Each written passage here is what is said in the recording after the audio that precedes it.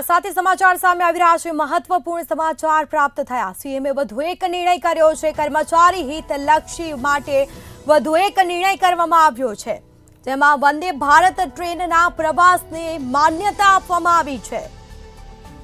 વતન પ્રવાસ હેતુ માટે વંદે ભારત ટ્રેનને માન્યતા આપવામાં આવી। 5 લાખ કર્મચારીઓને રજા પ્રવાસ દરમિયાન લાભ મળશે। નાણાં વિભાગ દ્વારા આ અંગેનો ઠરાવ પણ પ્રસિદ્ધ કરવામાં આવશે। મુખ્યમંત્રીના દિશા દર્શનમાં ઠરાવ પ્રસિદ્ધ કરવામાં આવશે।